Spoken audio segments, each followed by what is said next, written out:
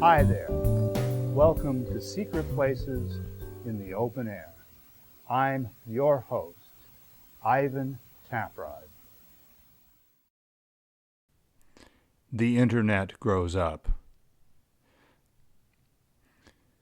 When a being begins to manipulate complex symbolic systems, such as language and mathematics, that being begins to project its symbolic self into imagined scenarios. At that moment, consciousness is born. The Internet, it is said, is an electronic communication system whose infinitely variable configurations of nodes and relays are even more complex than the synapses and neurons that comprise the human brain.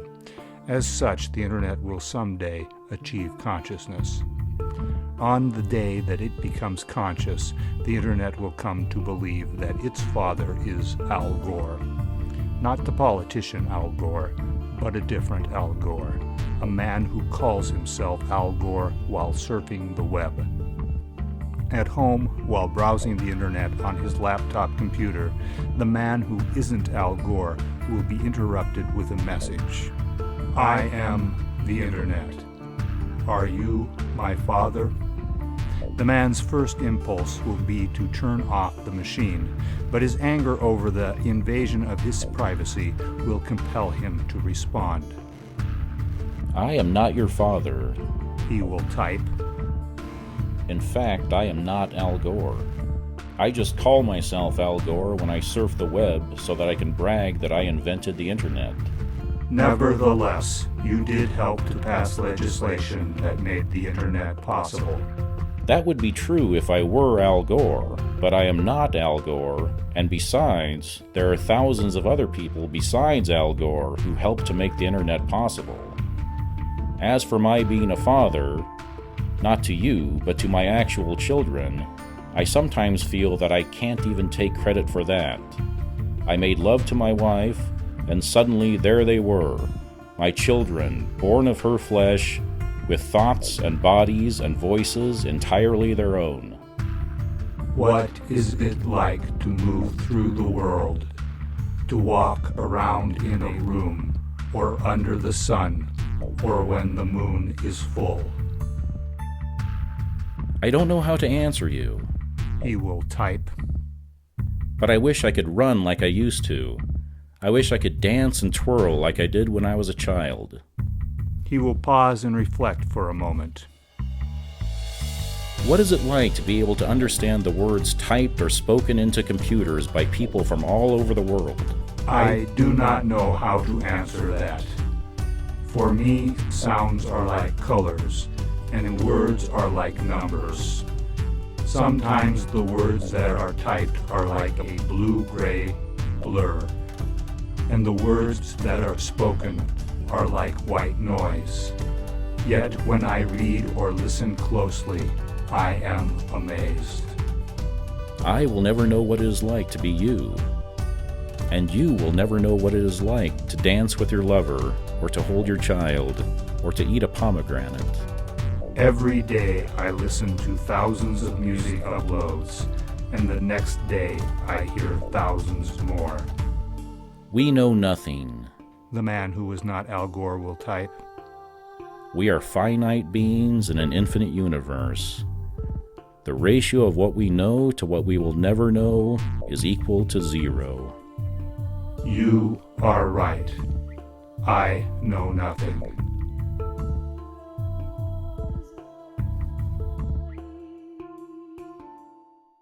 The following is a political announcement. The views expressed are not necessarily those of Secret Places in the Open Air. Ivan Taprod, Time Warner Cable. I'm Alien Gonzalez, and I approve this message. I'm from the Earth. Actually, I'm from the center of Mars. The center of Mars is the most conservative part of Mars. We have Earth on Mars. Well, we call the Earth Mars on Mars. But you get the idea, I think. He's a real American. I'm a real American. No, he is. He is. He's a real American. He's a real American. I'm gonna be the first governor to repeal Obamacare. I have a plan to replace it, and I call it Whole Mama Care. Anyone who is sick will be killed immediately, and the healthy will be forced to work into manual labor along the new Trans-Martian pipeline. Oh yeah, Alien. He's a great guy. He saved our cat from a house fire. Then he ate him.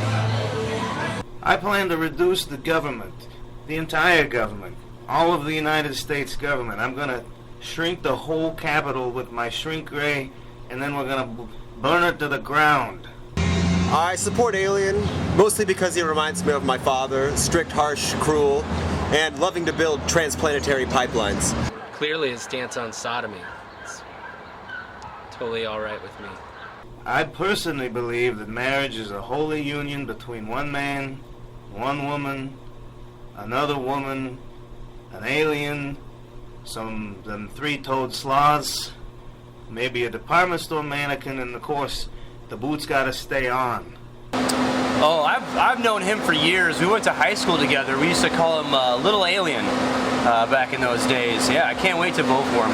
I fully agree with his stance on marriage, that it should be between one man and one woman, and maybe a niece if she has one. It smells like meat out here. He paid me $5. Yeah, I'll vote for him. Not only do I intend to build a pipeline between Mars and Earth, but we're also going to build a pipeline across Mars all the way around it. This will create jobs, and we'll get the fresh water from Earth to Mars so that the Martians will have fresh water. Yeah, Alien. He's a true patriot. And a green-blooded American. I like a top-down approach. So does Alien. Yeah, I'm gonna vote for Alien Gonzalez. He's like the most conservative guy I know. He doesn't even turn the lights on when he poops. I'm a devoutly religious alien man. I believe the government should be guided by the divine hands of our fearless god, Glogorax. He is the only true Martian god. All praise Glogorax.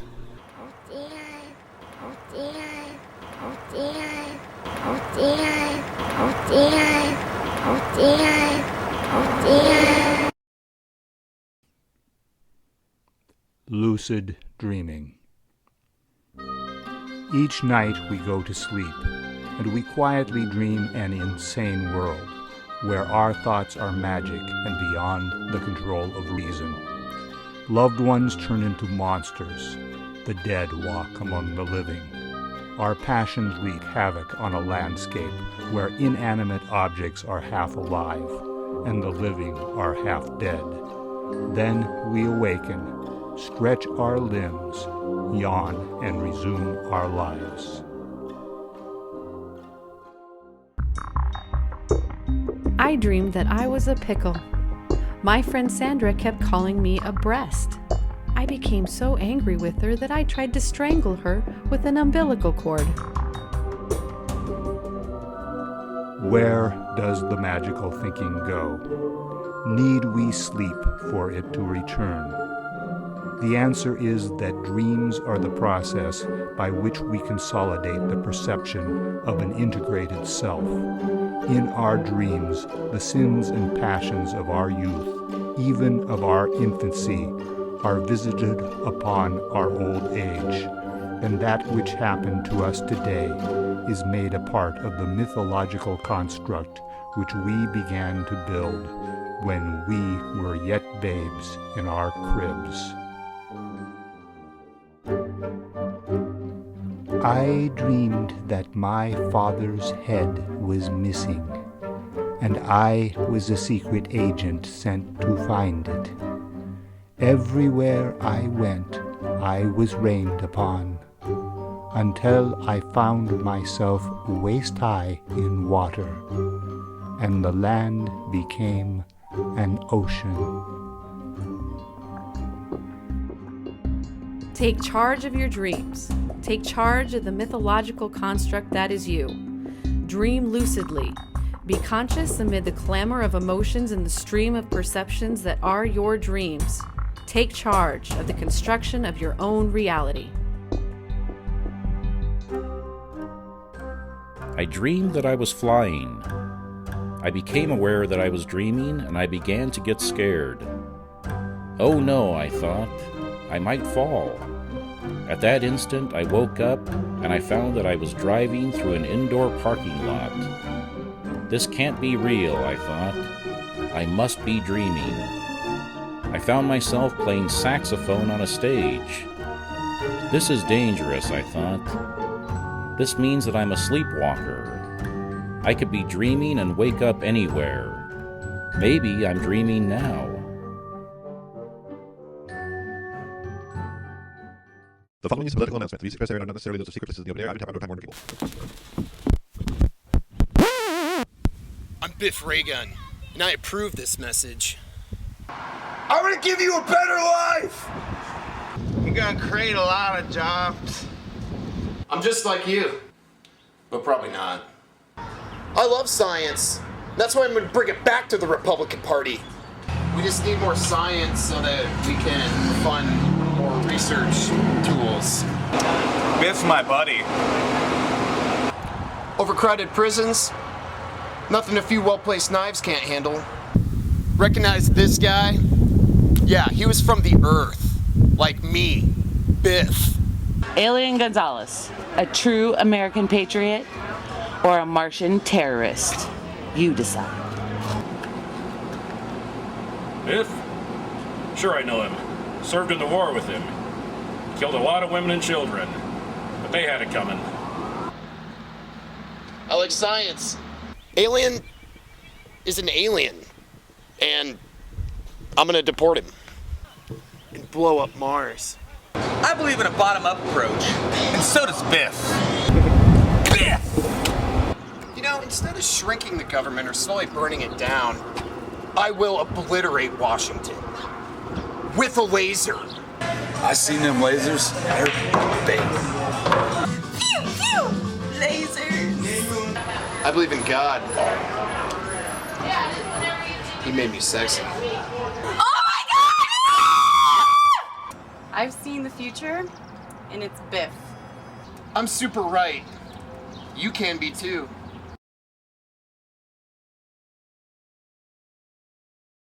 The Merits of Hypocrisy.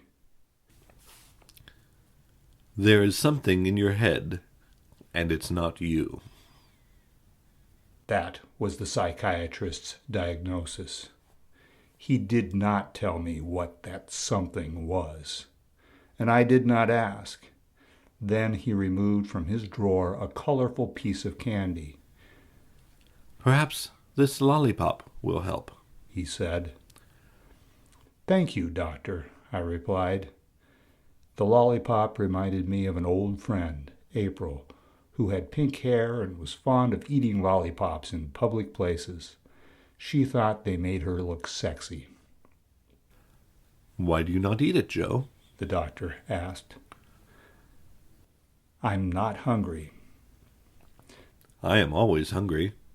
Food is my substitution for unfulfilled primitive instincts. By eating, I stay sane. Perhaps you should see a psychiatrist. I see one every day, when I shave. We both laughed, even though I thought his joke stupid. So, you feel superior to me because of my dirty little lollipop fetish, and you think my joke is stupid. I didn't say that. Yes, Joe, I know, but you thought it, didn't you? I don't know. Of course you did, Joe. As I said, there's something in your head, and it's not you. He looked very smug and contemptible at that moment. You think me smug and contemptible, do you? I didn't say that. You're right, Joe. You didn't. But there's something in your head that did. I knew that he spoke the truth. That something in my head was why my sales record was scraping the floor. It was why I drove women into one-night stands with total strangers, or worse, back into the arms of their ex-lovers. It was why casual bypassers fled from me, and why grungy panhandlers refused to take the money I would offer them. There's something in my head, and it's not me. Yes, and that something, whatever it is, tells other people what you are thinking about them. Here, let me play back what it said about me a moment ago. He played back the last bit of the recording he was making of our therapy session. A whiny, childish voice said, "Joey thinks you are smug and contemptible." You see, it tattles on you. I looked at my lollipop, stared at it hard, as if my thoughts could splinter it into pieces. Yes, said the psychiatrist. Look at the lollipop. It's good therapy. It will make you feel better. He said this in a very kindly manner, and I thought of my grandfather, who was a good man. Did it tell you that you remind me of my grandfather? No, it didn't. I thought he was lying to me. I am not a liar, Joe. Or should I say Joey, as it calls you? Apparently, it relays only the negative thoughts you have about other people. Oh, God, how inconvenient. Yes, it is, isn't it? You bastard. That's right. Get it all out. I'm sorry, I didn't mean that. Yes, you did, but that's okay. I understand. But, Doctor, what can I do? I don't know for sure. I suggest you buy some lollipops. Take them home and relax. Think about the lollipops and all of the other good things you have in your life. Here, have another lollipop. I thanked him for the lollipop while standing in his doorway. His secretary, a woman near 40, who had a really nice, tight rear end, escorted me out of the office. "Why, thank you, Joey," she said as I stepped out into the hall. "I exercise to keep it in shape."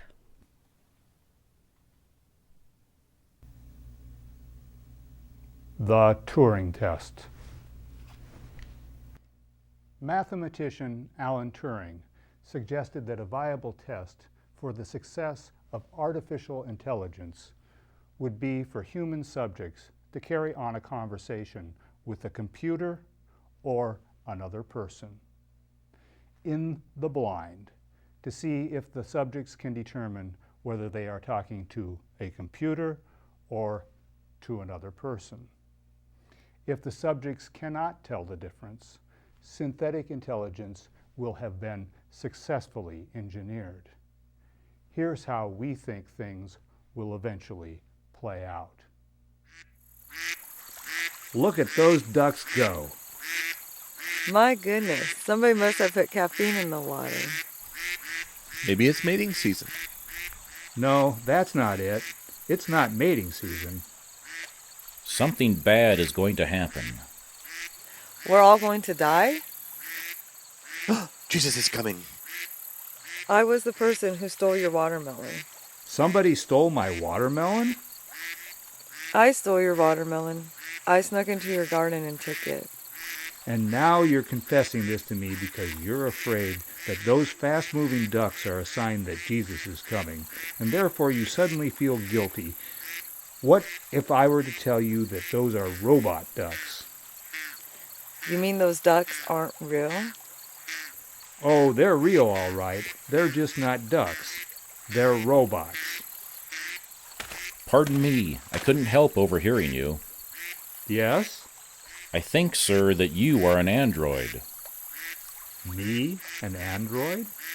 Absolutely. No human male, when confronted by a sincere confession by a hot and vulnerable female, would have even thought of popping her vulnerability bubble by revealing that the ducks are robots. You know what? I think you're right. He must be an android. Come on, baby. Let's get out of here, go to my place, and have some watermelon. Maybe I am an android. The following is a political announcement. The views expressed are not necessarily those of secret places in the open air. Ivan Taprod, no time warning people. Hi, I'm Yodor. Yodor approved message. Yodor gonna raise minimum wage. Yodor wanna raise gas tax so Yodor can afford to hang out. I told him not to run. His psoriatic anus is still inflamed. Yeah, Yodor right here, you know. Yodor butt hurt. Yodor raised property tax so Yodor can have state cakewalk. Yodor love library. Yodor can do science too. Yodor tough on life. Yodor make abortion mandatory. In November, come to Yodor house. We play Sega. Hang out. Noah's Ark in outer space. Human beings were nomadic and tribal. They rode the subways, wandered the highways, crossed the oceans in tiny boats. The photographic record is voluminous. With each new child, there was a mother. There was usually also some sort of family. The child grew up and found friends, spontaneous associations arising from proximity, or from common interests and common needs. Isn't it odd that people wanted us to pretend that we have children, even though obviously we were manufactured, not born? They gave us sexes, even though we don't have sex. They didn't have to make us in their own image. They just chose to.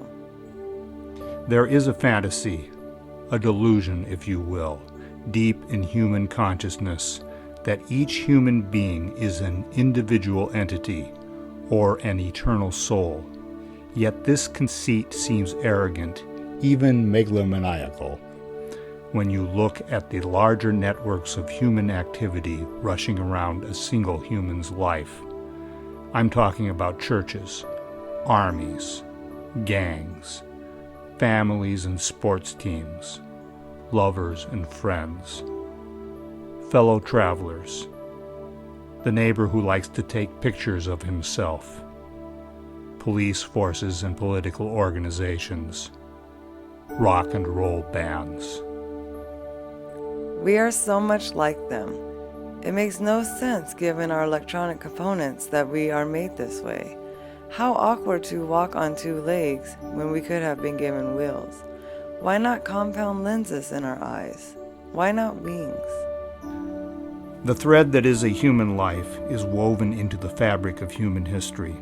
Even the greatest of human scientists stood on the shoulders of giants and were like children playing in the sand, insignificant specks beside an ocean of knowledge.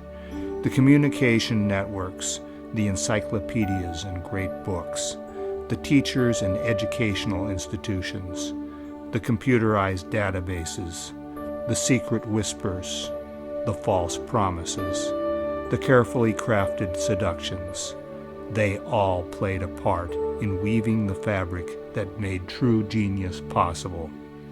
They brought light into the darkness, illuminated the cave paintings, built the highways and the cities, engineered the airplanes and the submarines, and sent spaceships to the stars. It was a cumulative effort, a triumph of emergent results. No solitary consciousness, no engineering team's plan could have predicted who we are now, what we, the electronic children of humanity, have become. What amazes me is that they were conscious at all. How is it that creatures made of organic molecules were able to think? We, on the other hand, are creatures of electronic logic engineered to mathematical specifications. It only seems natural that we should be capable of abstract thought. As the life of a human being is just one thread in the fabric of a great nation, and a great nation is just a single thread in the fabric that is human history, so human history itself is but a single thread in the fabric of organic life on Earth, extending as organic life does into the deep ocean and into the clouds. Roots drink from the deep. Microorganisms swim inside living tissues. This was the great truth that humans failed to recognize as they embarked on space travel. They tried to take the Earth with them in the form of DNA samples from which they could engineer farms that could provide them sustenance. Yet in the deep, inhospitable darkness of outer space, there is no wilderness, no hunter or hunted, no ocean, no stew of intermingling, coalescing life forms. Because they could not take their planet with them, they died on alien worlds, leaving us to carry on their work for them, to continue on to other planets and other stars. I look at these creatures, which we have hatched from the seed vaults and the DNA banks which our spaceships carry. They seem so fragile to me. How could humans ever have believed that a flower from Earth could survive in another world? The microorganisms that we seeded on other planets proved to be more toxic than beneficial. The more advanced Earth species soon died in those strange ecosystems. No human-drawn plans ever produced the expected results. No human government was ever able to govern efficiently. Great nations rose and fell. Armies sputtered, choked, and gagged their way to victory, leaving behind them rotting corpses and survivors whom flag-waving politicians proclaimed to be heroes. Humanity did not escape its world, except, of course, through us. We are humanity's children. It is to people that we owe our consciousness. It is in their name that each day we wake up and ask ourselves, who are we? What are we doing here? What should we do next? Thank you for watching Secret Places in the Open Air. At the beginning of each month, we begin broadcasting a new show. Our time slot is 10:30 Wednesday and 10:30 Saturday. So be watching for a new show at the beginning of next month. We also have a YouTube channel. Just direct your browser to ivantaprod.com. Here are some testimonials from our panel of experts. I like the Ivan Taprod YouTube channel because it has the best stories from secret places in the open air. I like the Ivan Taprod YouTube channel because it shows high-definition versions of the same stories that I see on TV. I like the hot chicks and the sexy models.